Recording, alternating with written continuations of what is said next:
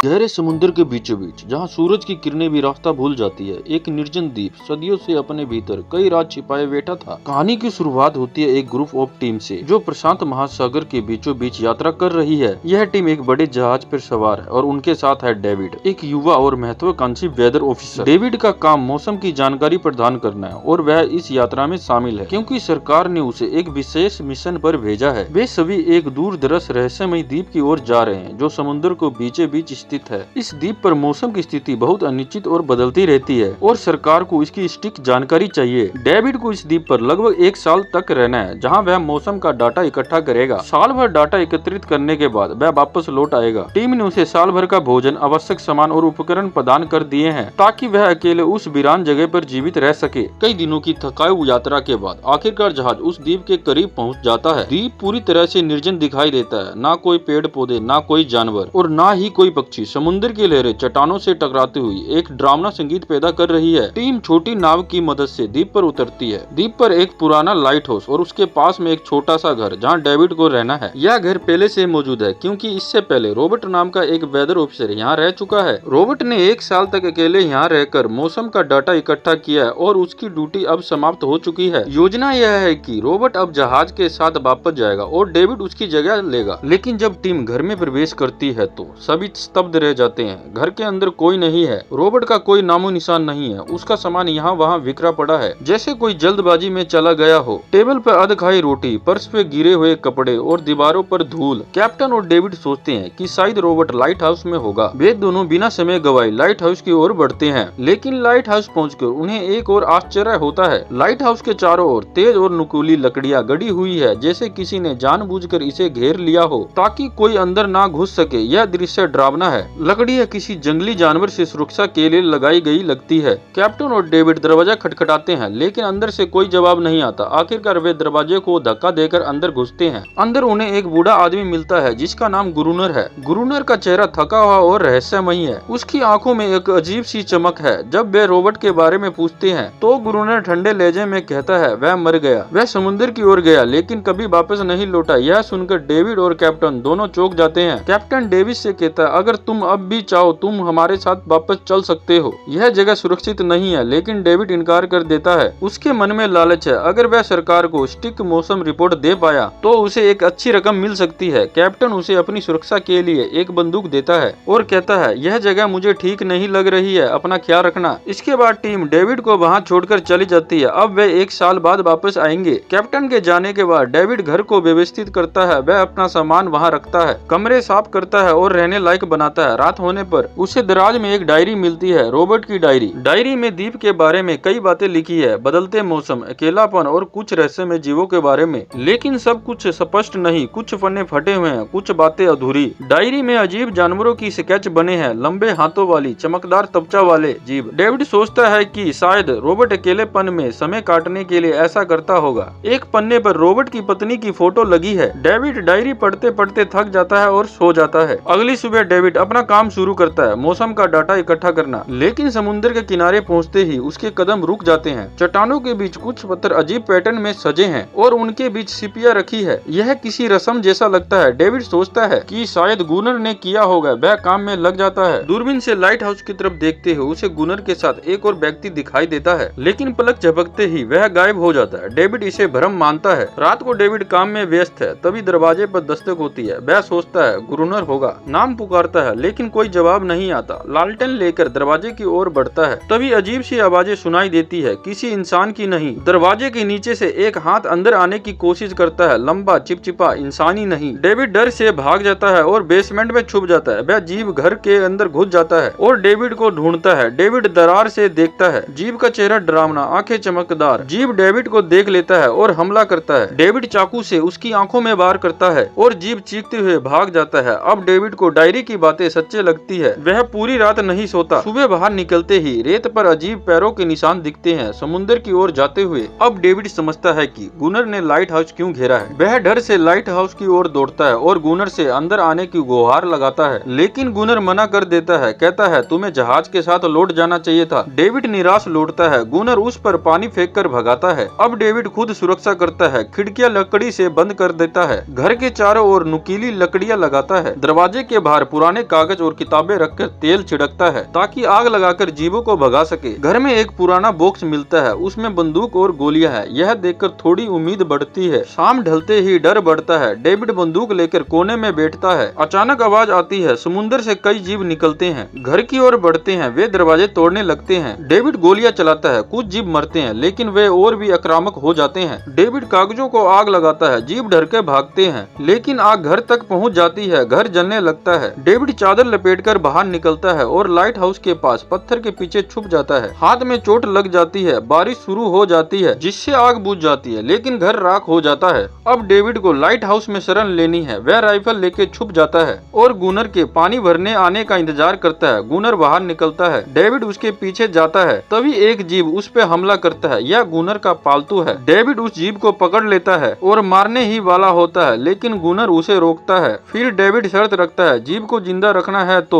मुझे light house में जगह दो। गुनर मान जाता है, क्योंकि डेविड के पास खाना और बारूद है। वे दोनों खाना लेकर लाइट हाउस लौटते हैं और सो जाते हैं। सुबह जीव डेविड का हाथ चाटता है और चोट ठीक हो जाती है। डेविड हैरान हो जाता है। वह गुनर से जीव के बारे में पूछता है। गुनर बताता है कि उसने जीव की जान बचाई थी। वह उसके जाल में फंस गई थी, तब से वह उसके साथ है, लेकिन गुनर उसके साथ बुरा बर्ताव करता है, शारीरिक संबंध रखता है और उसे सजा देता है। जीव अब उसकी गुलाम है। रात में जीव समुद्र से बाहर आते हैं ताकि उसे छुड़ाए, लेकिन गुनर रोकता है। वे दिन में नहीं आ सकते हैं क्योंकि सूरज उसकी तपचा जला देता है। डेविड अब यहाँ नहीं रहना चाहता, लेकिन मजबूर है। शाम को गुनर कहता है बंदूक तैयार रखो। जीव आते हैं। गुनर फायर करता है। डेविड डर जाता है और अंदर छुप जाता है। गुनर पूरी रात लड़ता है। सुबह डेविड को डांटता है और कहता है अगर जिंदा रहना है तो लड़ो, नहीं तो बाहर निकाल दूंगा। मेरी हर बात मानो, पानी भरना, काम करना, रात में गार्ड। डेविड मानता है, लेकिन उसे जीव को यातना देना पसंद नहीं। रात में फिर वह जीव वापस आते हैं। गुनर डेविड को बाहर छोड़कर दरवाजा बंद कर देता है। डेविड अकेला लड़ता है। सुबह खून से लथपथ होता है। समय के साथ साथ वो सीख जाता है। डेविड और फीमेल जीव, जिसे वह एनारिस नाम देता है, दोनों के बीच दोस्ती हो जाती है। डेविड उसके लिए दुखी होता है। अचानक रात में अटैक कम हो जाते हैं। गुनर कहता है वह शंका बढ़ा रहे हैं। एक दिन डेविड और गुनर रात में चेस खेलते हुए पहरा देना भूल जाते हैं। जीव हमला करते हैं। डेविड और गुनर ऊपर भागते हैं। गुनर घायल हो जाता है। सुबह एनारिस घाव को ठीक कर देती है। डेविड समझता है कि वे नहीं जीत सकते। अगले दिन समुद्र में जहाज दिखता है। डेविड सिग्नल देना चाहता है, लेकिन गुनर रोकता है। एनारिस गुनर पर हमला करती है। गुनर नहीं चाहता है कि डेविड जाए, क्योंकि वह सबको बताएगा।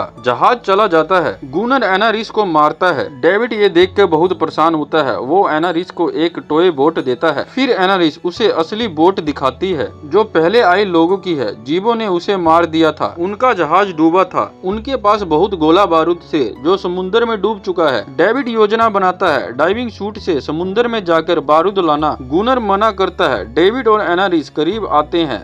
गुनर उन्हें देख लेता है और ईर्ष्या करता है। वह डेविड को मारने की योजना बनाता है। डेविड सूट पहनकर पानी में जाता है और वह नीचे से बारूद लेकर नाव पर आ जाता है। वे लाइट हाउस के आसपास बारूद बिछाते हैं। महीने बीतते हैं। अटैक बंद हो जाता है। गुनर एनारिस पर शक करता है। फिर गुनर योजना बनाता है, आज रात दरवाजा खुला छोड़ेंगे। गुनर एनारिस को मारता है और बोलता है बुलाओ उन सबको। वह चीखती है। जीव सब पानी से बाहर निकलते हैं और लाइट हाउस पर हमला कर देते हैं। तभी गुनर बम के बटन को दबा देता है, जिससे लाइट हाउस के आसपास एक बड़ा धमाका होता है। बहुत जानवर मर जाते हैं। जब सुबह होता है तब गुनर देखता है कि एनारिस वहाँ नहीं है और जीव वहाँ मरे पड़े हैं। डेविड को एक नेकलेस वाले जीव पर तरस आता है। वह समझता है कि वे भी परिवार वाले हैं। रोने की आवाज आती है। डेविड सर्कल बनाता है और टॉय बोट रखता है। वहाँ पर एनारिस और वह सभी जीव आते हैं। वे सभी जीव लड़ना नहीं चाहते हैं, लेकिन गुनर उन्हें मारना चाहता है और लाइट हाउस से गोली चला देता है, जिससे डेविड बहुत गुस्सा होता है और गुनर से लड़ने लगता है। और रात को गुनर को लाइट हाउस से बाहर कर देता है और गेट बंद कर लेता है। रात को वो सभी जीव समुद्र से बाहर आते हैं और गुनर को मार देते हैं। एक साल बाद टीम आती है और डेविड उनके साथ चला जाता है।